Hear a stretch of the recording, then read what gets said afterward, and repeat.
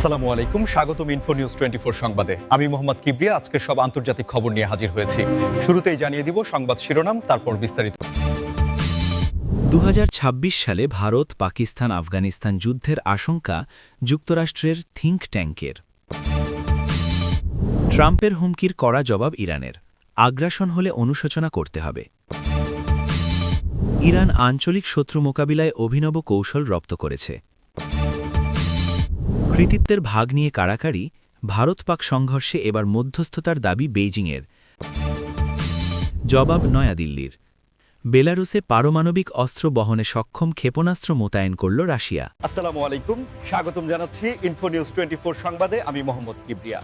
এতক্ষণ শুনছিলেন সংবাদ শিরোনাম, এবার বিস্তারিত।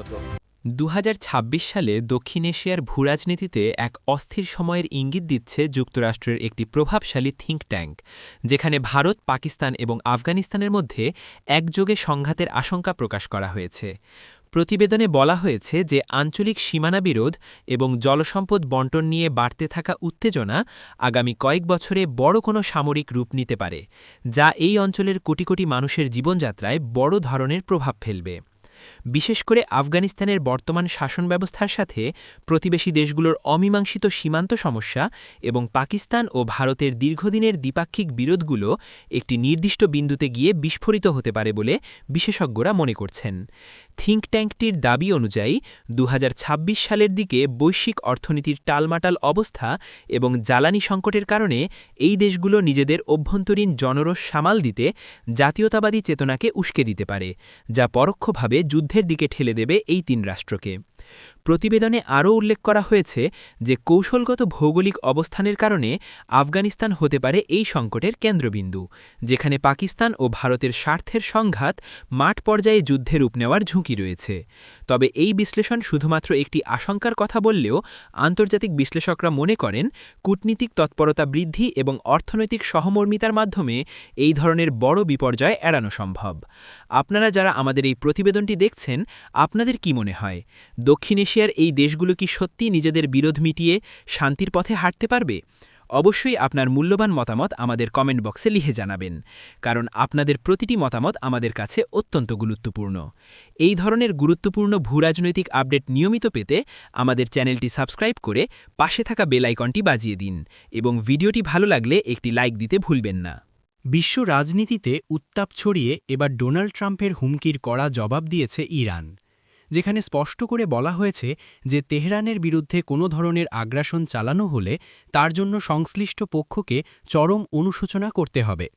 সম্প্রতি সাবেক মার্কিন প্রেসিডেন্ট ডোনাল্ড ট্রাম্পের পক্ষ থেকে মধ্যপ্রাচ্য ও ইরান কেন্দ্রিক কিছু উস্কানিমূলক বক্তব্যের প্রেক্ষিতে ইরানের উচ্চপদস্থ কর্মকর্তারা এই হুঁশিয়ারি উচ্চারণ করেছেন।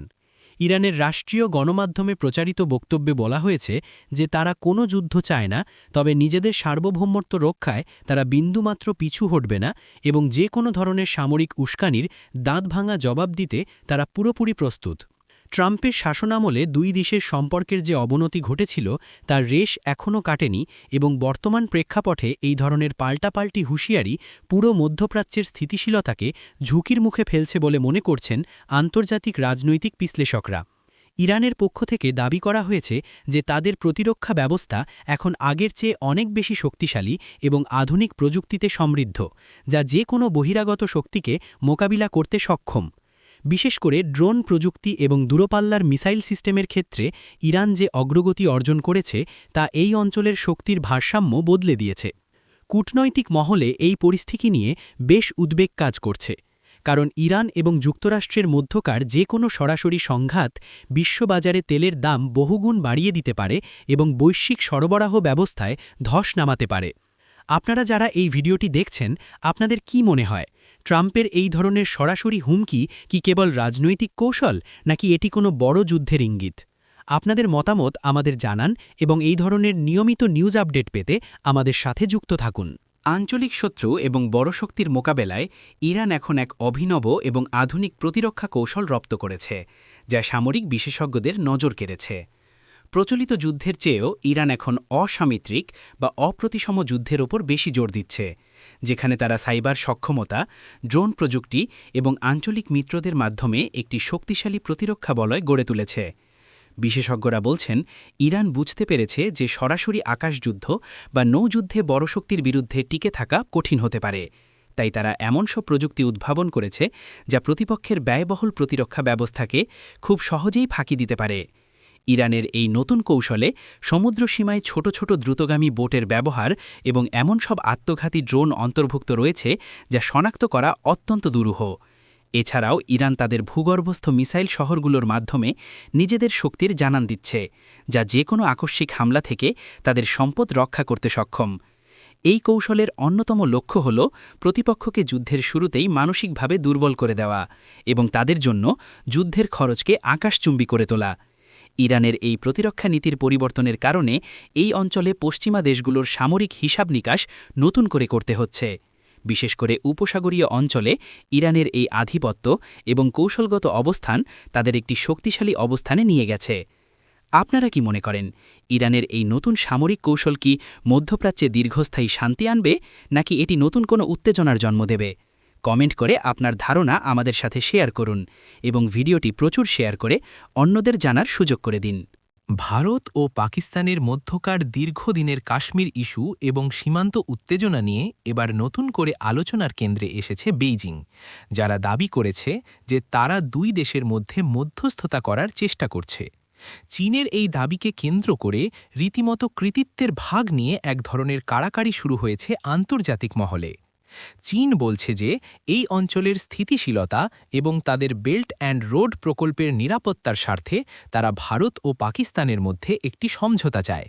তবে চীনের এই মধ্যস্থতার প্রস্তাবকে মোটেও ইতিবাচকভাবে নেয়নি নয়াদিল্লি। ভারত সরকারের পক্ষ থেকে কড়া ভাষায় জানানো হয়েছে যে পাকিস্তান ও ভারতের মধ্যকার যে কোনো সমস্যা সম্পূর্ণ দ্বিপাক্ষিক এবং এখানে তৃতীয় কোনো পক্ষের হস্তক্ষেপের সুযোগ নেই। ভারত শুরু থেকেই ১৯৭২ সালের সিমলা চুক্তির কথা স্মরণ করিয়ে দিচ্ছে, যেখানে বলা হয়েছে দুই দেশ নিজেদের সমস্যা নিজেরা আলোচনার মাধ্যমেই সমাধান করবে। অন্যদিকে পাকিস্তান চীনের এই উদ্যোগকে স্বাগত জানালেও ভারত মনে করে চীনের নিজস্ব স্বার্থ রক্ষার্থেই তারা এই বিষয়ে নাক গলাতে চাচ্ছে। বিশেষ করে হিমালয় সীমান্তে ভারতের সাথে চীনের যে বৈরিতা চলছে, তার মধ্যে বেইজিংয়ের এই মধ্যস্থতাকারী ভাবমূর্তি অনেকটা স্ববিরোধী বলে মনে করছেন ভারতীয় নীতি নির্ধারকরা। এই কূটনৈতিক লড়াই এখন আন্তর্জাতিক রাজনীতিতে এক নতুন মাত্রা যোগ করেছে, যেখানে একদিকে চীন নিজেকে শান্তির দূত হিসেবে উপস্থাপন করতে চাচ্ছে, আর অন্যদিকে ভারত তার সার্বভৌমত্বের প্রশ্নে অনড় থাকছে। দর্শকদের উদ্দেশ্যে বলতে চাই, আপনার কি মনে হয়, ভারতের এই দ্বিপাক্ষিক অবস্থানের সিদ্ধান্ত সঠিক, নাকি চীনের মধ্যস্থতা মেনে নেওয়া উচিত ছিল?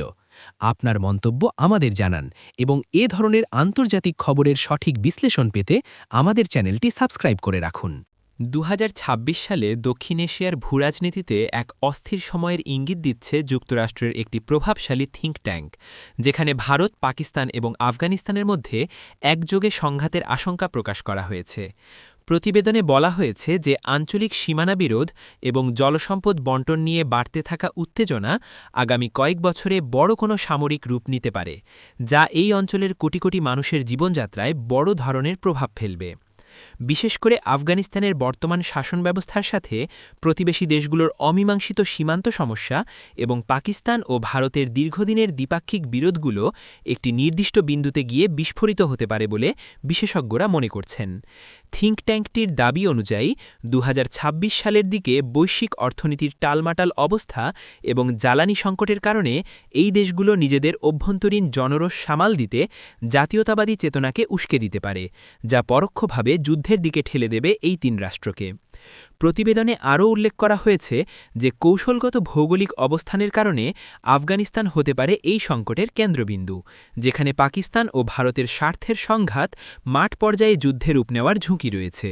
তবে এই বিশ্লেষণ শুধুমাত্র একটি আশঙ্কার কথা বললেও আন্তর্জাতিক বিশ্লেষকরা মনে করেন কূটনীতিক তৎপরতা বৃদ্ধি এবং অর্থনৈতিক সহমর্মিতার মাধ্যমে এই ধরনের বড় বিপর্যয় এড়ানো সম্ভব।